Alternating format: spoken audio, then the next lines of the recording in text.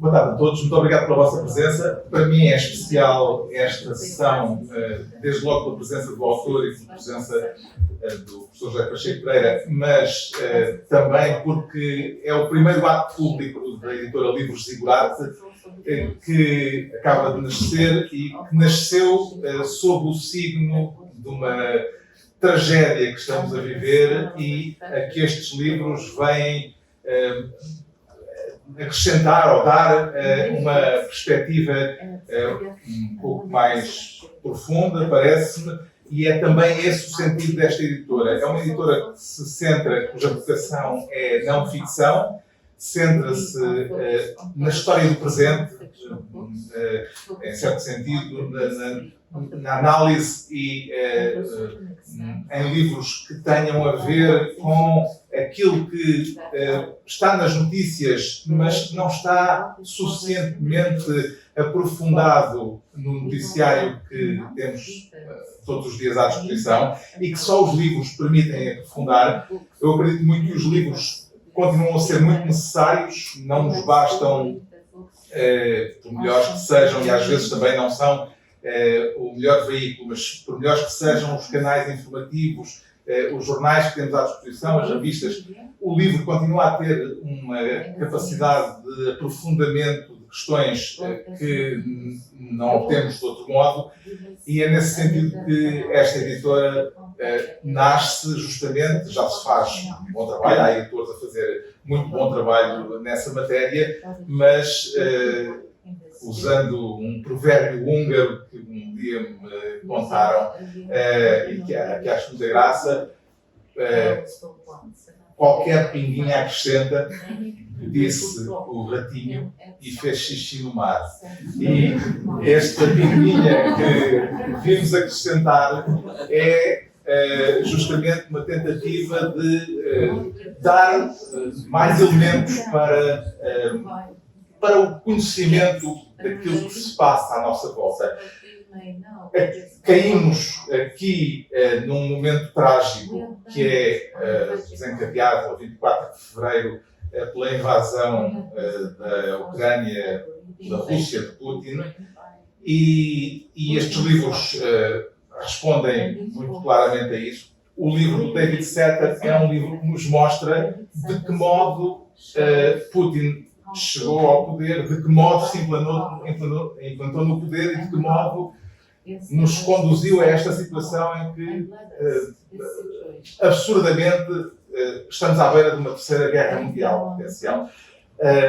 Eu não vou dizer muito mais sobre o livro, a não ser que é um grande orgulho ter aqui David Setter para também nos falar do livro e também o professor Pacheco Pereira para o apresentar. Portanto, agradeço a ambos, agradeço mais uma vez terem vindo neste domingo de ananases, enfrentando este calor intenso, terem-se deslocado até aqui. Eu fui dizendo às pessoas que a sala estaria bem climatizada, acho que foi talvez a melhor propaganda que consegui fazer para isto. Os livros, como já foi dito, estão à disposição. E agora passo a palavra a quem queremos de facto ouvir, depois falará o autor, etc. Mas José Pacheco Pereira, a palavra é sua.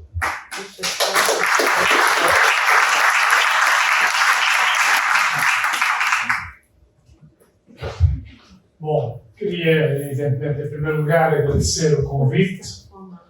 É um gosto participar no ato inicial de uma editora que usa como símbolo o Zigurate,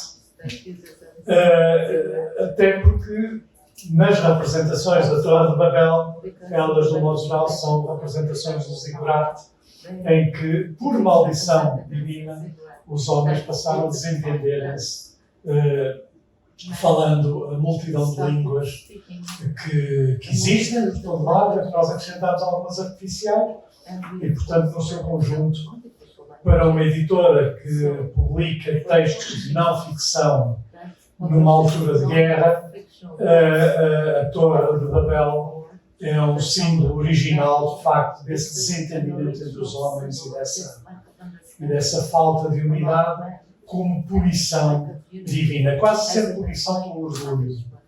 o que é talvez aquilo que Deus gosta menos, quer dizer, pelo menos tradicionalmente o Deus do Antigo Testamento não gostava muito do orgulho e da autossuficiência e das certezas, portanto, não significa que nós tenhamos a mesma opinião, mas de qualquer maneira o nome é bem escolhido. Tenho igualmente gosto em apresentar o livro do David Center por várias razões. Por um lado, pelo livro em si. Por outro lado, porque não há praticamente capítulo nenhum que eu não tenha conhecido numa ou noutra circunstância, de uma forma, aliás, muito mais superficial do que o autor, que eu não tenha conhecido diretamente. Ou seja, eu fui durante vários anos presidente da Comissão da Assembleia da NATO, que acompanhou o fim da União Soviética e o fim do Pacto de Varsóvia. Isso significou visitas sistemáticas ao RSS e depois à Federação Russa, e visitas à Bulgária, à Checoslováquia e a algumas repúblicas asiáticas que se formaram da dissolução do Tratado da União, que acabou na prática com a União Soviética.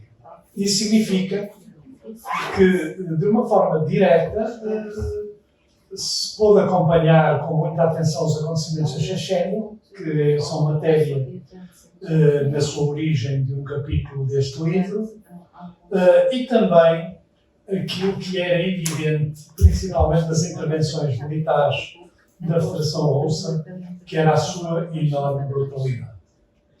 Na Guerra da Chechênia, por exemplo, a Segunda Guerra, a Primeira Guerra foi uma grande derrota russa, a coluna russa foi travada no centro de Grozny e foi destruída. A Segunda Guerra da Chechênia, se houvesse um tiro solitário de uma aldeia qualquer às tropas russas, a aldeia era completamente arrasada. E o que é relevante também para os acontecimentos de hoje é que, sabendo-se que havia um genocídio em curso na intervenção militar russa na Chechênia, os países ocidentais não mexeram na praga e a Rússia nunca foi condenada por aquilo que já podia ter sido condenado a pretexto da guerra da Chechênia. E a mesma coisa em relação ao Ossétia do Norte, a mesma coisa em relação às diferentes intervenções, na Geórgia, em bom rigor à independência da Transnistria, resultado da ação do general Lever, que apresentavam, no fundo, um dilema, que eu acredito que seja também um dilema para as autoridades russas, que é que, com o fim da União Soviética, a política que tinha sido seguida de colonização de muitos desses territórios com populações russas, como na Lituânia, por exemplo, como na Moldova, como na Crimeia, com depois da expulsão dos tártaros da Crimeia, que é a expulsão originária da Crimeia, isso criou esta ideia que hoje serve ao fundo para afirmar uma espécie de roada regada sobre todas as minorias russas e pouco por todos esses países, o que significa, na prática, uma política com enorme perigosidade. Aliás, se quisermos, com exceção da Ucrânia, o sítio imediatamente mais perigoso são os países balcânicos, onde, por várias razões, inclusive por causa do enclave de Kaliningrado, a situação pode deteriorar-se a qualquer momento. Acompanhei essa situação de Kaliningrado, estive na Lituânia no momento em que houve as mortes provocadas pelo exército russo junto à torre da televisão. Visitei uma caserna russa, onde pude ver também as condições miseráveis em que viviam os militares russos na Lituânia, e um pouco a situação de conflito por todos esses lados, conheci o Marshal Shaposhnikov, o General Kromayev. É uma experiência única, foi assistir àquilo acabar. É única. Não se repete, eu costumo dizer que tive a sorte de assistir a duas revoluções, o 25 de Abril e o fim da União Soviética. E encontrei neste livro exatamente muitos traços e muitas referências com um tipo de experiência diferente, que é a experiência de quem viveu durante bastante tempo na União Soviética e depois na Federação Russa, trabalhando como jornalista e tendo sido, evidentemente, não só sujeito às pressões e às perseguições e à repressão, inclusive à expulsão ou à impossibilidade de exercer as suas funções como jornalista. Neste livro há vários capítulos a que eu chamava a vossa atenção em particular. Até para perceberem bem porquê, que é porque o interesse pela Rússia diminuiu muito consideravelmente naqueles países que não estavam ao lado, como a Polónia, a Roménia.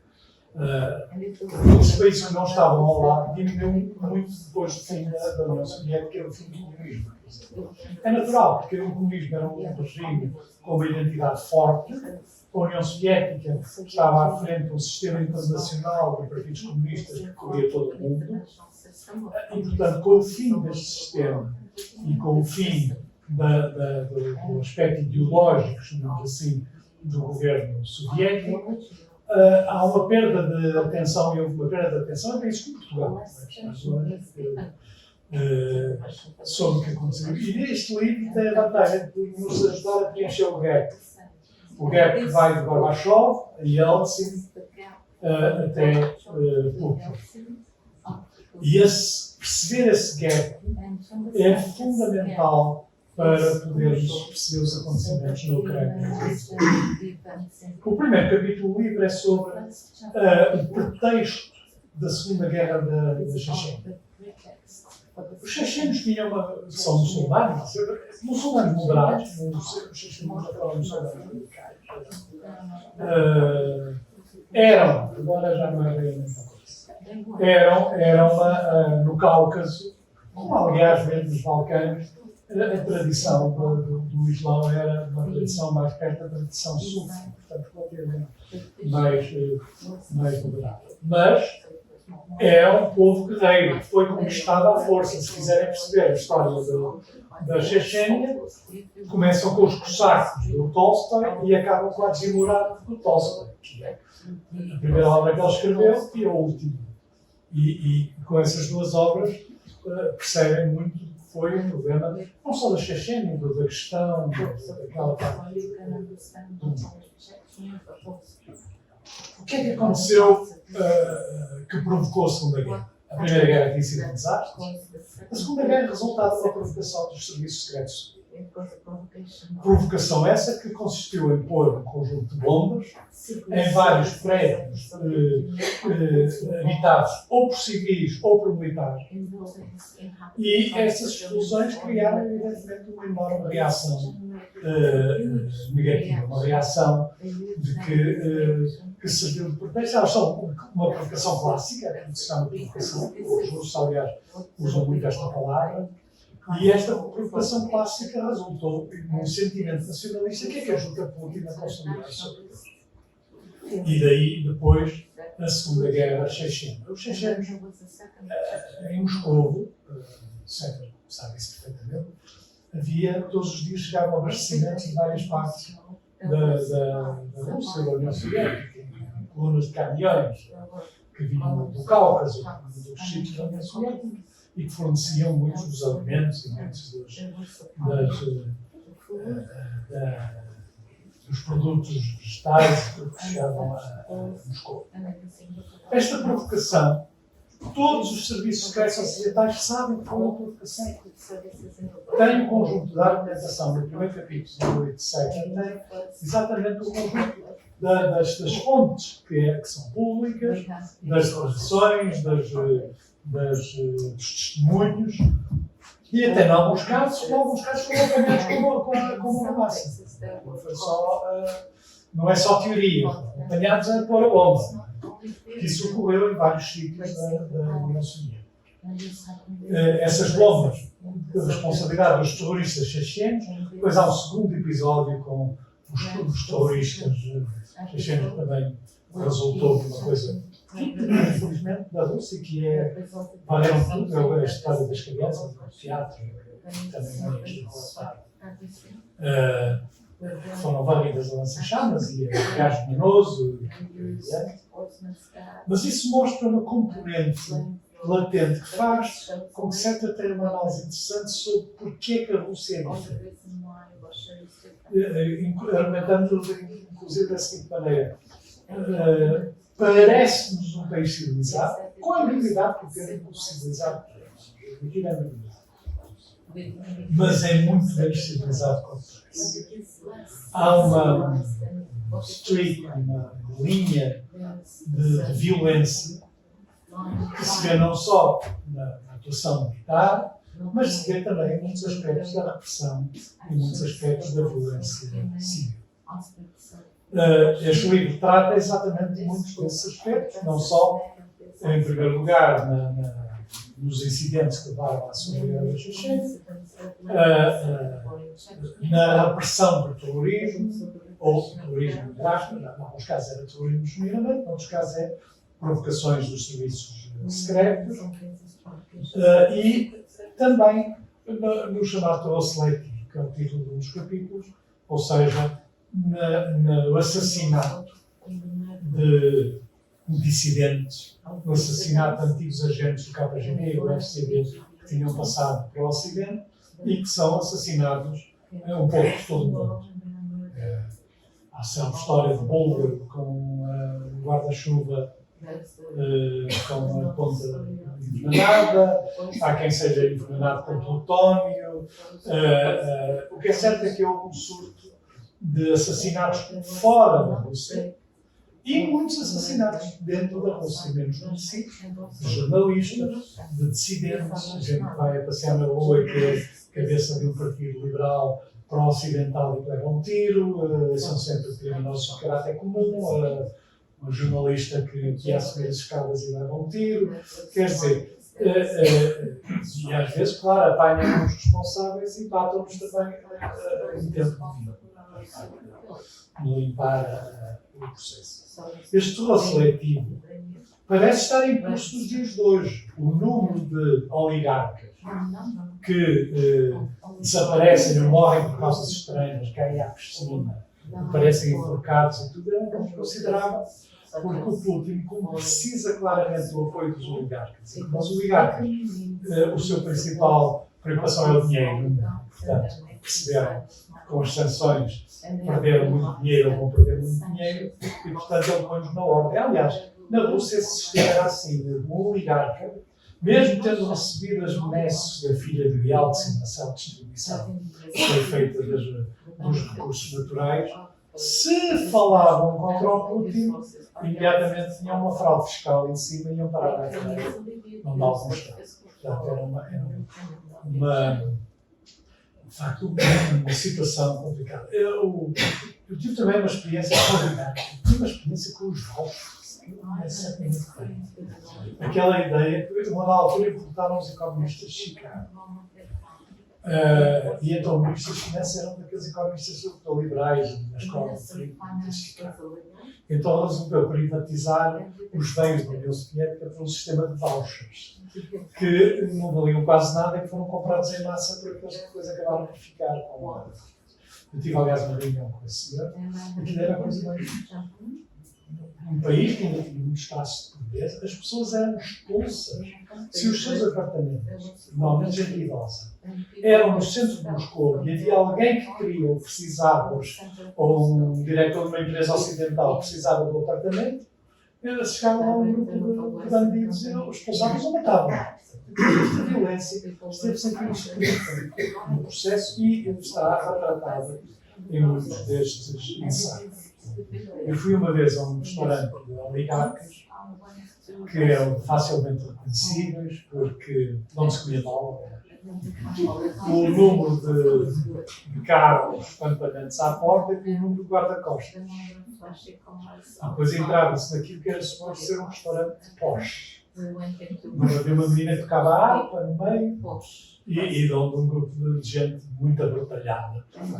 Isso a gente reconhece. A brutalidade estava a comer uma pseudo-comida francesa. Bom,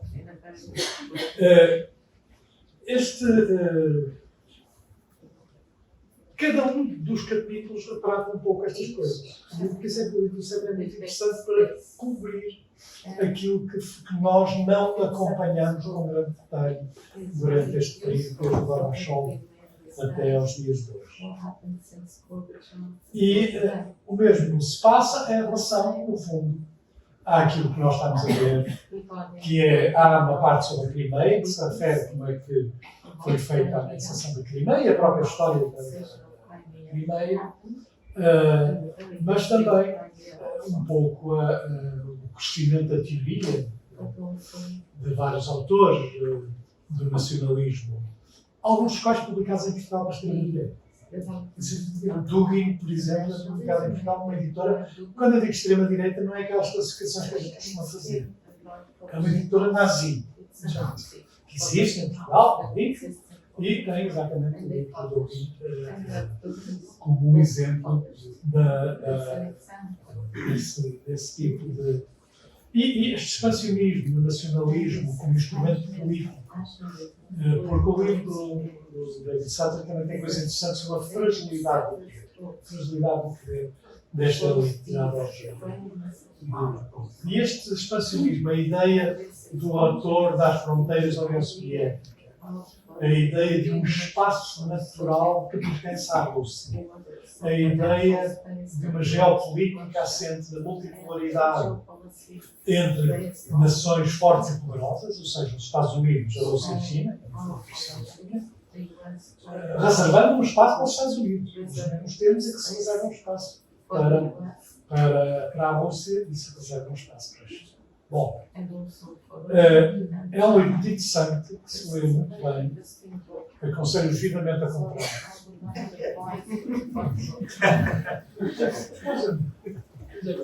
É mesmo assim, não chove, e portanto a gente também tem essa obrigação. Não é só gostar. Mas é também gostar e aprender. E lendo-se este livro, aprende-se certamente ouvindo o nosso autor.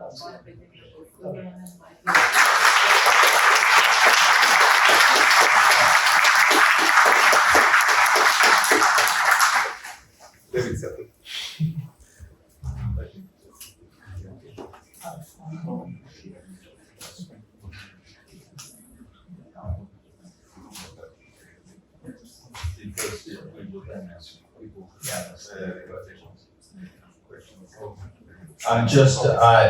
Excuse me, I'm asking Carlos how long I should speak to you.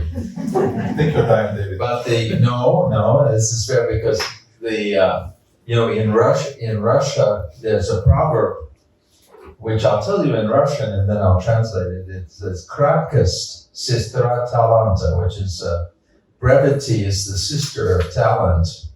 And what I really want to do is to leave time for you to ask questions. So what I'll try to do is just briefly explain the circumstances that led me to write the book and the message of the book and what I hope will be its future. I was expelled from Russia in 2013. I actually was the first American correspondent to be expelled from Russia since the end of the Cold War. And it's rather interesting because the Russian officials often pointed out that no American correspondent had been expelled from Russia up until that time. And they pointed me out as an example of just how tolerant they were. But in December 2013, in the wake of the Maidan revolt in Ukraine, their tolerance came to an end. And the reason for that was simple. The spectacle of hundreds of thousands of people on the street in Ukraine successfully overthrowing a kleptocratic ruler, or say at that point, successfully challenging a kleptocratic ruler. In the end, he was overthrown. That was enough to scare the Russian authorities considerably and lead them to make a basic decision about the amount of liberalization that they were prepared to tolerate. And what happened to me was a signal, really, of a complete change in Russia in the attitude toward freedom of speech. I was just what the Russians call a первая ласточка, which means the first swallow. And my expulsion was followed by a crackdown against journalists, not expulsions perhaps, but limits on civil society across the board in Russia. In any case, this expulsion very much disturbed my plans because I had intended to stay in Russia. I wanted to write a book about what was happening under Putin. And with my expulsion, that became more complicated. I was no longer there. I no longer had access to people firsthand. So I decided that the time had come to try to explain what had happened in Russia historically since the fall of the Soviet Union, and to do it in a short form so that it would be easily accessible to people and would warn them about the potential danger. And that's why I chose the title, The Less You Know, the Better You Sleep. That's a Russian proverb, by the way. That's advice that people give to each other in Russia. Another similar proverb, which I was considering for the title, was, if you're afraid of wolves, don't go in the forest. But I liked the less you know, the better you sleep better. And I hoped it would inspire curiosity. And it did inspire curiosity in part, but it also inspired resistance, because many people in the West, many people in Western Europe, in Great Britain, in the United States, are heavily invested in superficiality. They have an understanding of Russia which they are comfortable with and that satisfies them, and they have no interest in looking deeper. I mean, the classic example of this was Madeleine Albright, the former American Secretary of State. Madeleine Albright was asked in the U.S. Senate Foreign Relations Committee whether she had any evidence that Chechens were responsible for the bombing of the apartment buildings in September 1999 that served as a pretext for the beginning of the Second Chechen War, and were responsible for rallying political support around Putin and making it possible for him to become president. Her answer was that we reject terrorism in all its forms. It's basically a non-answer. And other Western leaders followed her example, closing their eyes, not paying attention to the reality, and actively resisting when someone tried to call their attention to the obvious signs that Putin had come to power through an act of terror against his own people, and that those responsible for the bombing of the buildings were not Chechen terrorists, were not Chechen separatists at all, but were members of the Russian Federal Security Service, which is the agency that succeeded the KGB. I filed a request with the US government for documents on the apartment bombings.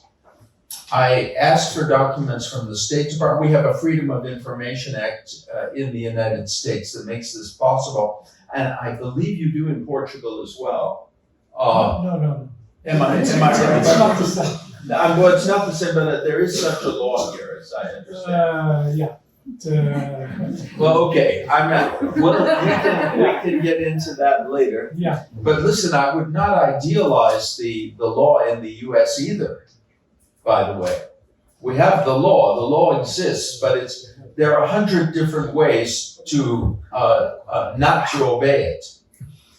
But I was very persistent, and I received some documents. I asked for documents from the CIA, from the State Department, from the National Security Council, from the Director of National Intelligence, practically everywhere that there could be documents. I requested those documents. I got very, very little, but I got enough. What I did get showed beyond any doubt that the State Department, US State Department, was fully informed that the bombings were suspicious and were very likely carried out by the Russian government itself. Now, the real proof came not from the 4 buildings that were blown up in the middle of the night, but from a 5th bomb that was placed in a building in Ryazan, which is a city southeast of Moscow. And a resident of you have to understand that after the 4 bombings, the entire country, all of Russia, was terrified. People were looking everywhere, checking basements, mounting civilian patrols to prevent being blown up in the middle of the night. Because people were afraid to go to bed at night. Children were afraid to go to bed at night. And so in this atmosphere, the FSB attempted to plant a 5th bomb in a building in Ryazan. And the bombers were noticed by one of the people in the building.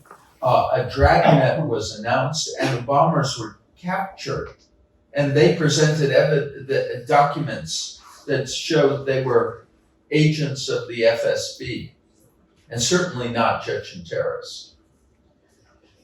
Well, I mean, that, in the years since I've been writing about this, people often say that I've provided circumstantial evidence. This is their way of avoiding the fact that the evidence is not circumstantial. It's direct, it's incontrovertible, and it's overwhelming. But I have lots of experience in these years since the buildings took place with the ways in which people try to avoid the truth. And they avoid it not just because they lack imagination, although that's the main reason, but they avoid it also for career reasons. They built their careers on superficiality. And had we not done that, and had we faced the truth about the crimes that have been committed by this regime, we might have taken actions that would have prevented the war that is now going on in Ukraine. This war was a preventable war. There was no reason why. We had 100 opportunities to stop it. After the shooting down of the Malaysian airliner in 2014 over eastern Ukraine, in which 300 people were killed, including almost 100 children, I said that I wrote in the Wall Street Journal that we needed to ground all Russian aircraft, close all airports to Russian aviation. At that time, that was treated as something just totally bizarre and out of the question to suggest that would have prevented the war. We would not have a war today had that step been taken. There's a psychological barrier that, and I've come here from the book fair in Braga, where, by the way, it's even hotter than it is here, and no air conditioning. I was talking to some of Carlos's colleagues about what is really the key question in dealing with Russia, which is the psychological barrier that exists on behalf of people who come from a society where the human being has some value, where the individual personality amounts to something, the psychological barrier that makes it so difficult to understand the mentality of a country which treats human beings as just raw material for the achievement of whatever crazy objectives get into the heads of their tyrannical rulers. We find it difficult to believe it could really be that bad, but it is that bad. And we've seen it in Ukraine, and let's hope that it doesn't get a lot worse. But if it doesn't get worse, it's not going to be because there's anything good about the Russian leaders. It's only because we have impressed upon them that it is not to their advantage to increase the level of violence, because we are capable of also answering that violence. The NATO alliance is capable of that. So what I think that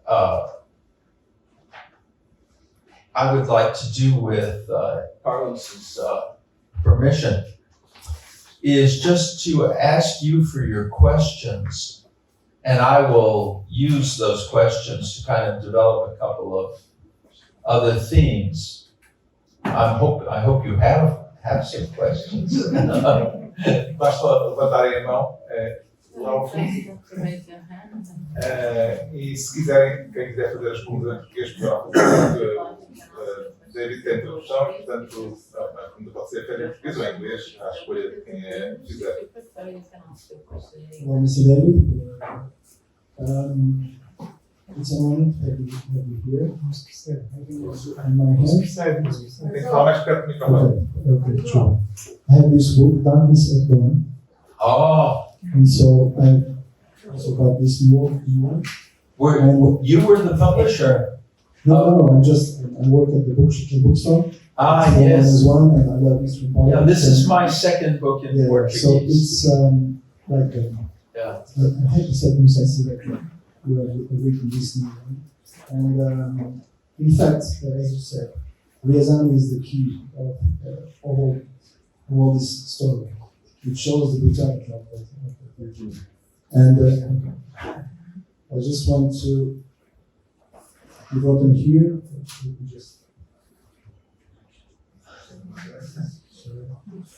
This is Nikolai Bergiev in Soubermos. For Russians, it's not sufficiently clear that honesty is mandatory for everyone. That one can face it connected to honor of one, and they can form its personality. So it's, I usually say that I think that we are only the evil in the world, but in Russia, maybe I'm sure in China or in Cuba and others, but in Russia that we are speaking now, the value of the value they don't give to human life is at a level so high that we can't imagine. We are facing to we have seen it because of it. So I'm honored and I thank you for Nós temos dificuldade em compreender porque o som não está muito bom. Mas é para chegar a uma pergunta. Não, é só um comentário. Just to thank you for all your work. It's an honor to have you. Thank you so much. Thank you. Praise for your work. Thank you. No, I understand. Thank you very much. Thank you. Alguém tinha a senhorita na primeira fila? Thank you very much. I'd just like to ask a small question. You wrote this book in 2016. Yes. Did you believe that the war in Ukraine will come? And if your answer is yes, why? I didn't exclude it at all, but I didn't necessarily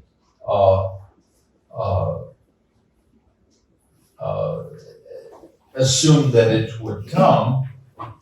because the war would depend on many factors. In fact, up until the last minute, I thought, and I was interviewed on Ukrainian television about this, I thought that Putin would not go through with it and not go through with an invasion like this.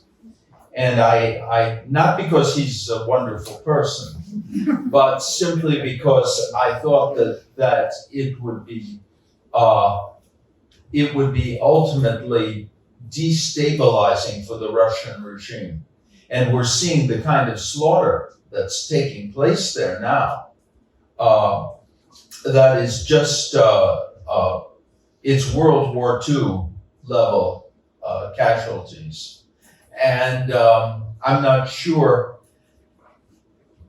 Putin apparently thought it would be easy, but the Russians always think it'll be easy. They thought it would be easy in the case of the Chechen War.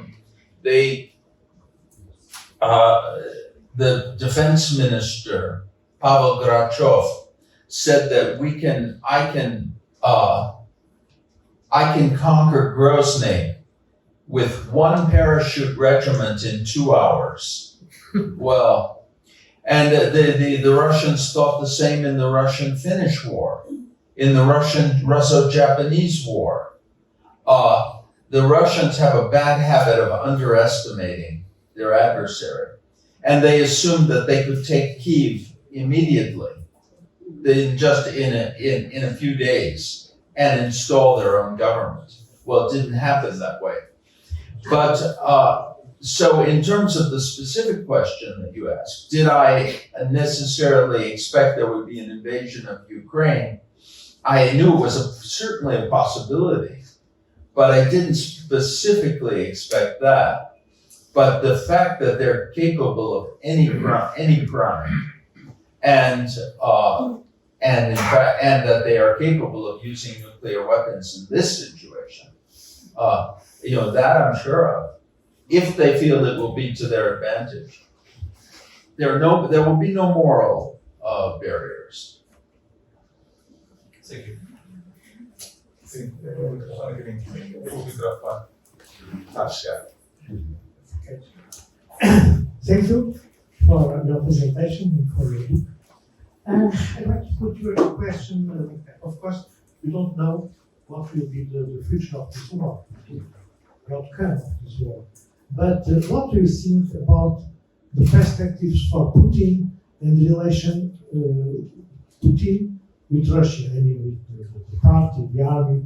Because in the case of a defeat, would it be possible that there would be a shake, a big change in the Russian power? Or what is your opinion about that? Or on the contrary, it will reinforce the... In the case of a defeat that is understood as a defeat, and that's an important qualification because they can depict a defeat as a victory. They can pretend it's a victory.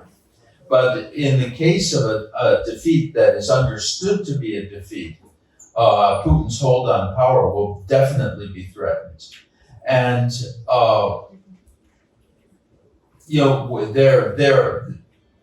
we saw what happened in Iraq after the defeat of Saddam Hussein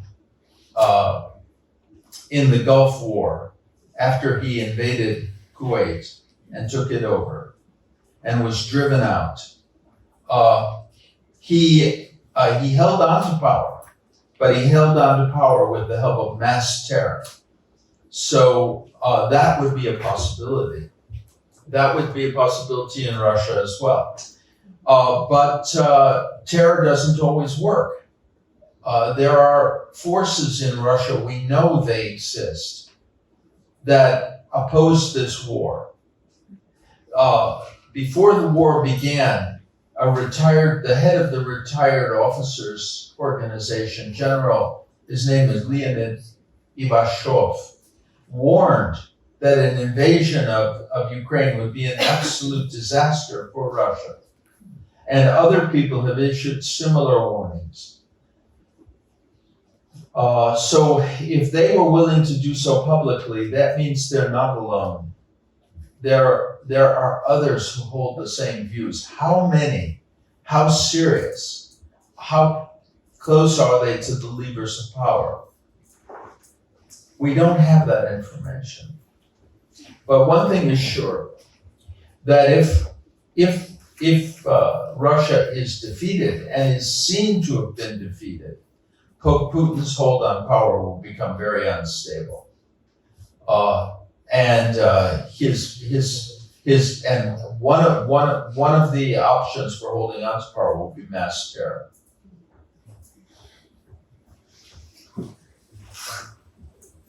Sim, boa tarde. Eu vou fazer a pergunta em português.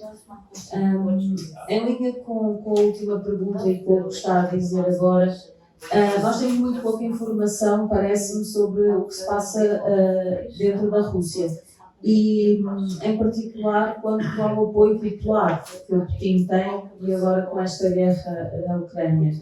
Nós temos visto pequenas manifestações que são logo oprimidas por militares e polícias, mas a minha pergunta é se existe mesmo esse apoio popular ao regime de Putin. Como estava agora a dizer, já há pessoas dentro do sistema a manifestarem-se publicamente contra esta atitude e contra o próprio regime, mas qual é efetivamente o sentimento dentro da Rússia das pessoas e dentro do regime também?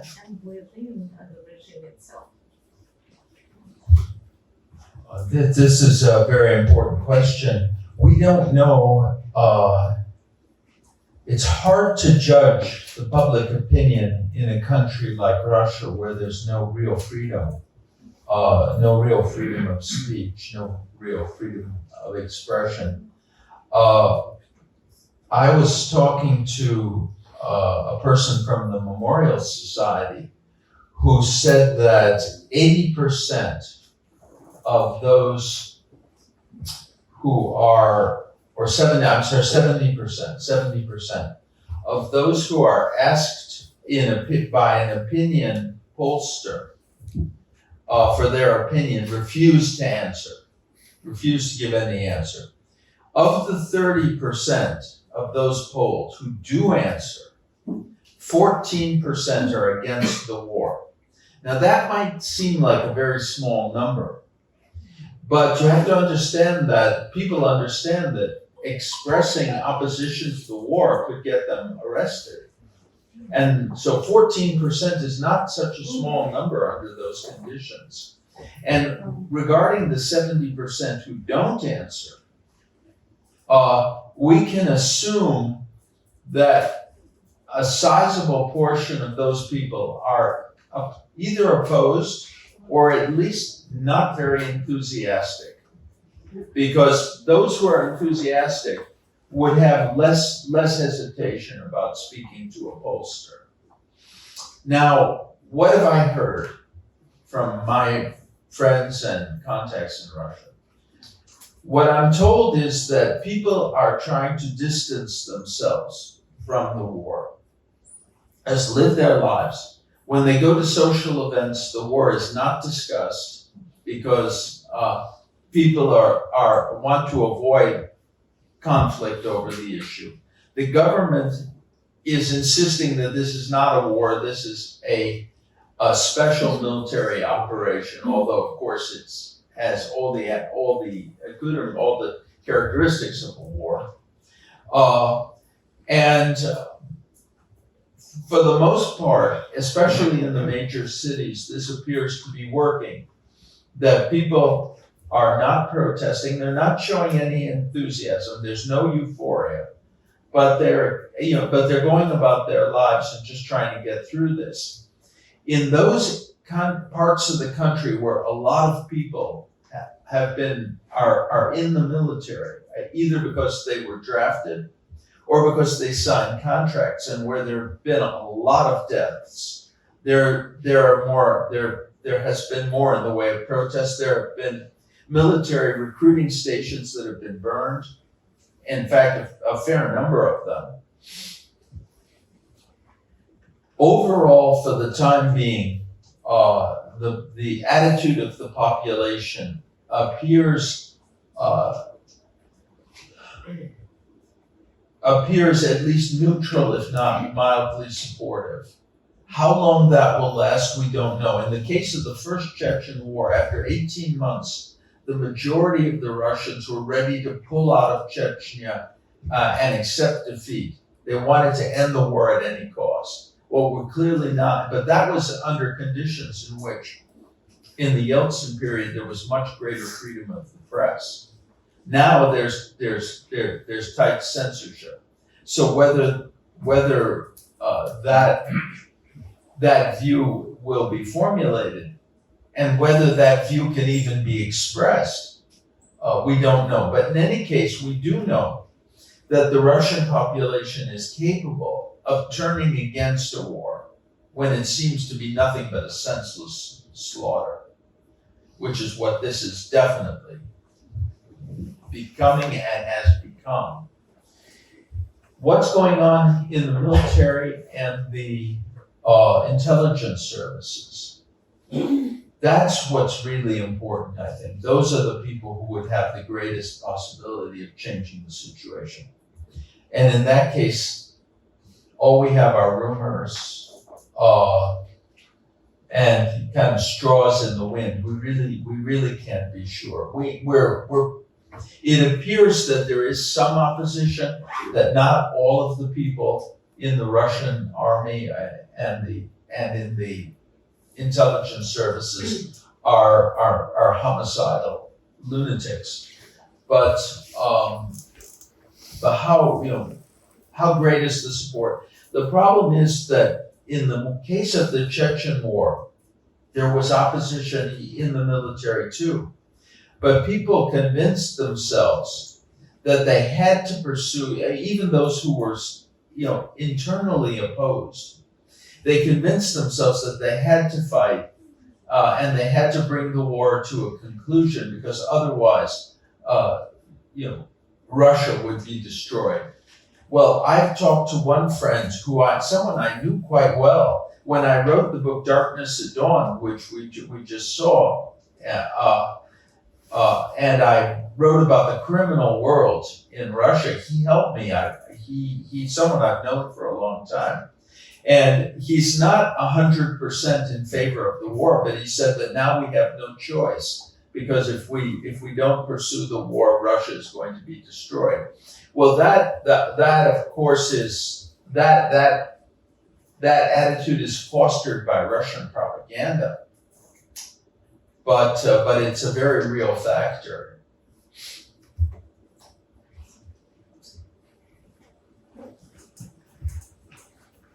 Obrigada. Eu também vou fazer uma pergunta em português e vou parafrasear um bocadinho o seu título para fazer duas questões.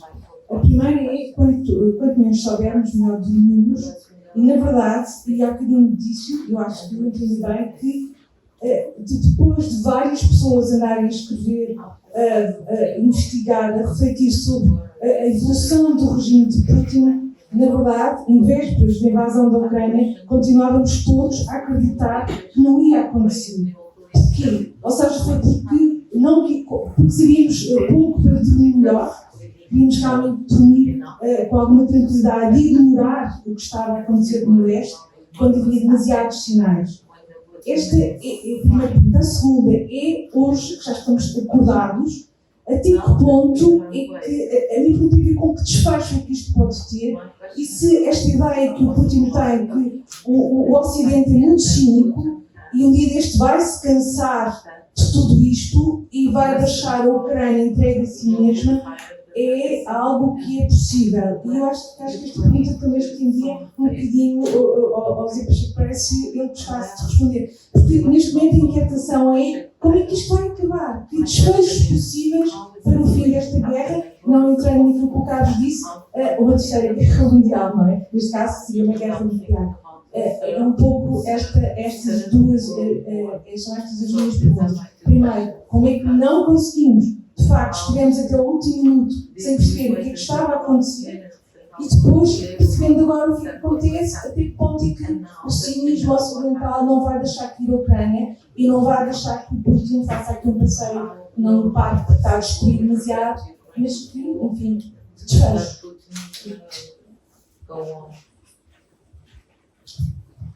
Okay, it's hard to, Putin definitely believes or wants to believe that the determination of the West and the NATO alliance will falter and that economic motives will lead the West to deal with Russia and end its isolation, its economic and political isolation. And of course, this was always the attitude of communist propaganda. Lenin said that the capitalists will sell us the rope that we use to hang them.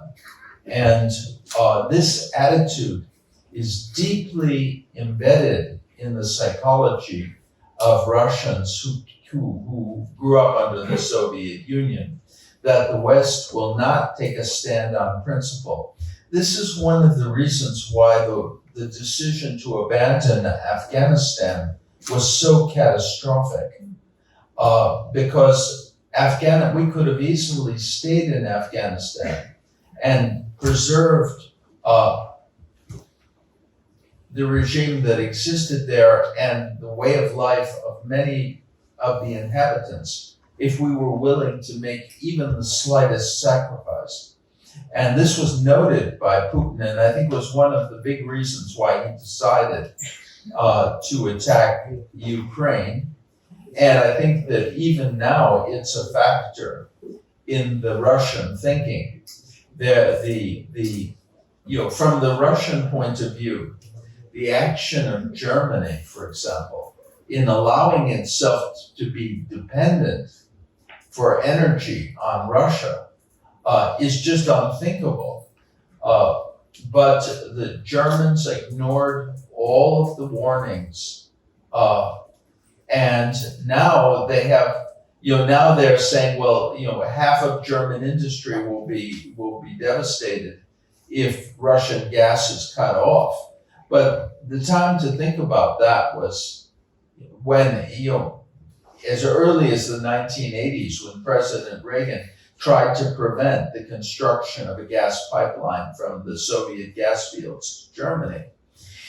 That kind of behavior leads Putin and those around him to hope that the West will get tired and that economic interests will prevail. I think that he's wrong about that. I hope he is, because this was just too outrageous an act of aggression, and the war crimes are too unspeakable. But only time will tell. Their elections are coming in the United States. In November, there will be midterm elections, which could change the political situation in the US. But at least for the time being, the Western Alliance, the US on the one hand, the Western Alliance on the other hand, the NATO countries, including Portugal, are really showing a degree of resolution that I personally didn't fully expect. But they're doing the right things. We could argue that they could do more. But right now, the very powerful Western arms, NATO weapons, are flowing into Ukraine, and Zelensky recently said that they're making a difference on the battlefield. So, as far as your last question is concerned, what is going to happen? I don't believe that.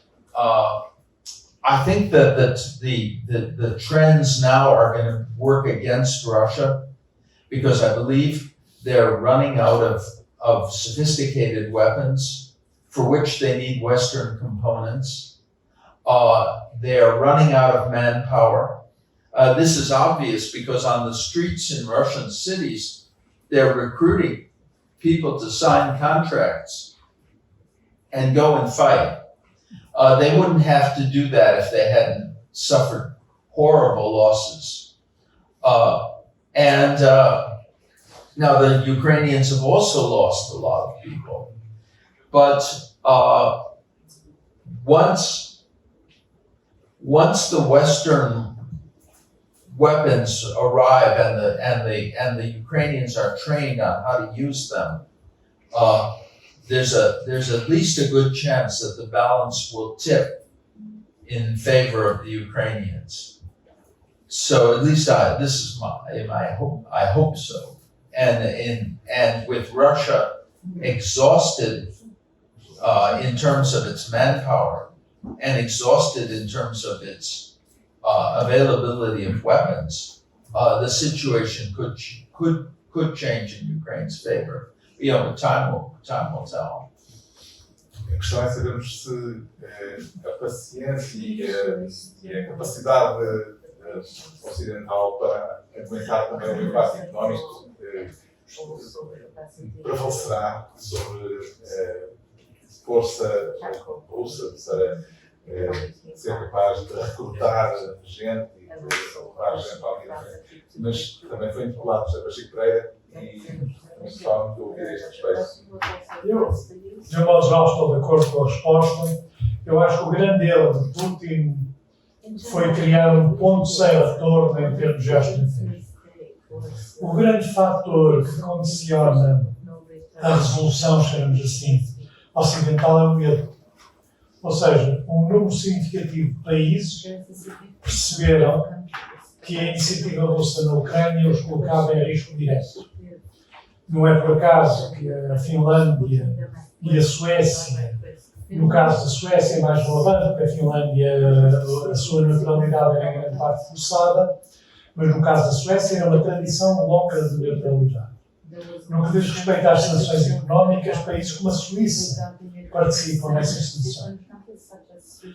Os alemães, pela primeira vez, estão a rearmar-se e a fornecer material sofisticado. Portanto, eu acho que se deu. O grande erro de Putin foi criar, de facto, a consciência de que se ele não é travado, o risco para todas as nações da Europa, em particular para a Polónia, para a Roménia, para aquelas que estão na imediata fronteira, é enorme.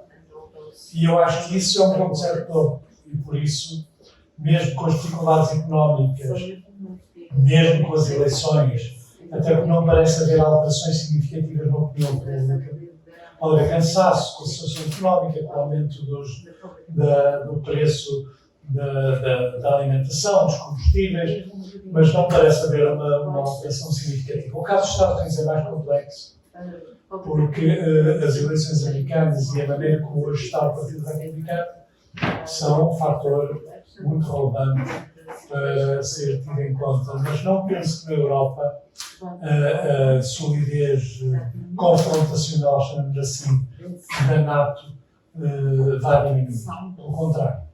As novas armas que estão a ser enviadas são muito mais potentes do que as armas. Tradicionalmente, na doutrina da NATO, a grande vantagem da União Soviética era o número. Ou seja, aquela avalanche de tanques e de armamento convencional e artilharia permitiria aos russos chegar rapidamente às costas e impedir o envio de reforços americanos aos portos como o Roterdão e os portos belgas. Essa era mais ou menos para esse cenário que, em grande parte, se tinha feito o pré-posicionamento de um conjunto de armas na Europa, se tinha eventualmente, aqui há uns anos, pensado em armas nucleares táticas, mas eu penso que a experiência da guerra da Ucrânia mostrou enormes fragilidades, mas enormes fragilidades. Se a Rússia não tivesse força aérea, coisa que a Ucrânia praticamente não tem, a situação militar seria já muito pior para a Rússia e a existência de armamento de artilharia em particular que permite disparar uma distância muito considerável e que é altamente móvel, portanto pode disparar e rapidamente ser trocado para outro sítio, está de facto a alterar a situação e pode alterar. Os drones contra navios, a utilização de mísseis antinavio. E eu acho que as duas linhas que ainda estão por explorar, que até agora têm sido evitadas pela NATO, que é o fornecimento de força aérea, já há evidentemente inimigos que estão a atuar com pilotos ucranianos e a retirada, a abertura dos portos da Ucrânia no Mar Negro com o apoio de forças internacionais. Eu acho que se houver uma escalada, a escalada passará pelo fornecimento para além do armamento moderno, principalmente armamento antiaéreo, armamento de artilharia com alcance, será a aviação, ou formas de aviação, ou então, de facto, forçar a abertura dos portos do Sul, principalmente se aparecer uma ofensiva sobre a Odessa. De qualquer maneira, eu não penso que a resolução dos países ocidentais ainda está a regular. Mesmo Há mais uma pergunta ainda. Acho que será a última. Também temos de terminar. Por favor. Good afternoon. My question will be in English, and I think is a question for $1 million. And the question is there still time to change Putin's mindset? And how can Western world could play here? And that's the question. Thank you. Well, I think that Putin's mindset was determined by the apartment bombings in 1999. I mean, 300 people were killed in those bombings. If the fifth bomb had gone off in the building in Ryazan, there were 400 people in that building, but that building was on a hill, and it would have hit the neighboring building with the force of an avalanche and would have taken that building too. So that would have been 800 more casualties. So they were willing really already right from the start to kill 1,000 of their own people. And that mindset has not changed. And I think that, and I don't think it will change, but what is the hope is that even someone as evil as that will recognize the requirements of his own survival, and acting purely out of self-interest can be compelled if he's faced with enough counterforce to cease the aggression. At least this is what we hope. But I don't think that changing his mind about anything is going to, because his mind. This is a person who has already been very, very much deformed by a perverse ideology and a perverse tradition.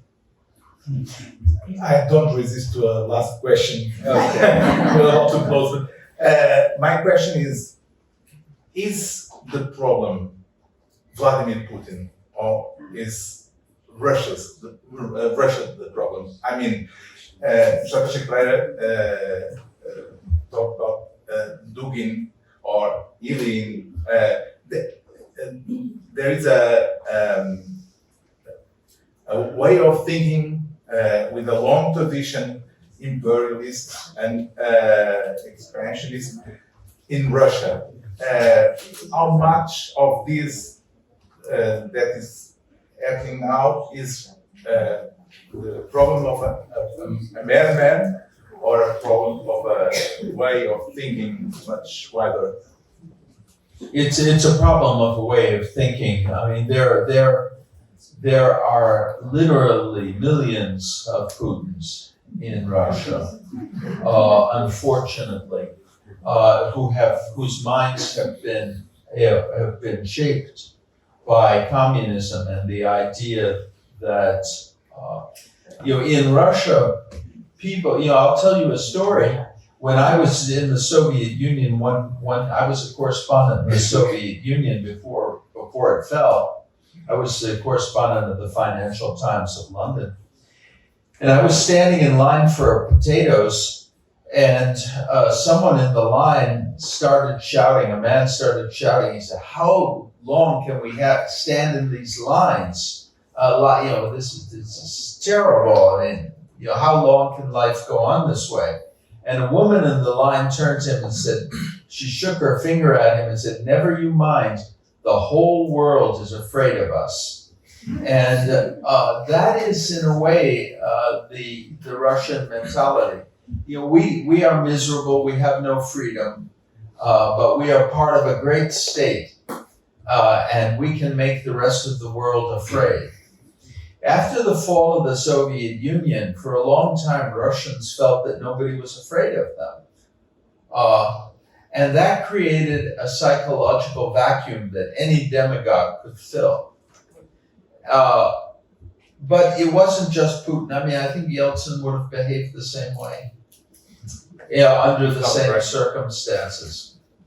Yeltsin was also involved in the apartment bombings, I'm convinced. He got a call from Bill Clinton on September 8th, and he told him, the next president is going to be Vladimir Putin, and you should work with him. He's a good man. Well, Yeltsin's popularity rating at that time was 2%. Putin's popularity rating at that time was 2%. He had just been appointed prime minister. So it's hard to understand what gave him confidence that Putin would be the next president. But on September 9th, the day after Clinton's phone call, the apartment building on Guryanova Street was blown up in the middle of the night. And that was, and then there were other apartment bombings, and the whole scenario for taking the country into war was put into gear, put into action. So, but the other thing is that the West has to be capable of appealing to the positive traditions in Russia. We can't do that if all of our policies are career-driven and superficial. If we're not going to be serious about the country, and Russia takes, and to understand Russia, you have to be serious, because it's hard to think to think in terms of another mentality. But if you do, then everything becomes clear. As I wrote in the book, understanding Russia is very easy, but it forces you to do something that's very hard. You have to believe the unbelievable. And but anyway, I'm hoping that this book and other things I've written will make at least a small contribution. I won't quote that Hungarian proverb about the mouse in the ocean, but it's, in fact, it has. I even had on Fox News, which you probably know is the right-wing cable television in the United States. I was watching with my son, and General Keane, who's the military analyst, said, why should we be surprised that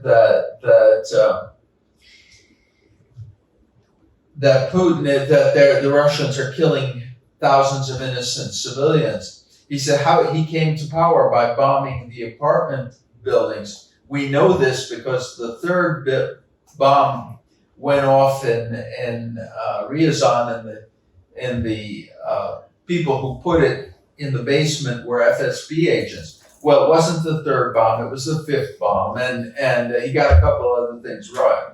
But he got the message. And I think other people have gotten the message too, the Wall Street Journal and other, but it's been a long struggle for me to get people from the very beginning to make them understand what's really going on.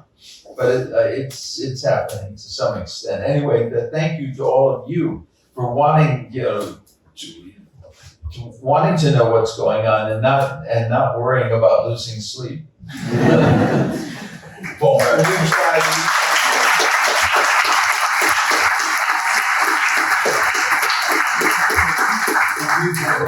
o livro detalha de uma forma surpreendente para quem não acompanhou, e a maior parte de nós não acompanhou a evolução dos factos na Rússia, como aliás José Pacheco Pereira sublinhou no início. Nós tivemos ali um hiato no acompanhamento daquilo que foi acontecendo na Rússia, e este livro vem preenchê-lo, e vem preenchê-lo, é quase, se nós suspendermos um bocadinho a ideia de que estamos a lidar com matéria de facto, com informação de factos concretos, podemos lê-lo quase como um thriller, porque há ali todos os componentes de um thriller, mas infelizmente, tragicamente, é mais do que um thriller, é mesmo a realidade com que estamos confrontados. Quero agradecer, antes de mais, em particular, também ao Âmbito Cultural, ao Corte Inglés, ter-nos acolhido para esta sessão e ter-nos proporcionado a climatização neste dia terrível, em termos de calor, e, claro, a José Pacheco Pereira pela apresentação do livro, e muito especialmente a David Setter por ter vindo apresentar-nos o livro. Esperamos que o livro nos dê a conhecer a todos um pouco melhor esta situação em que estamos mergulhados. Muito obrigado a todos. Muito obrigado.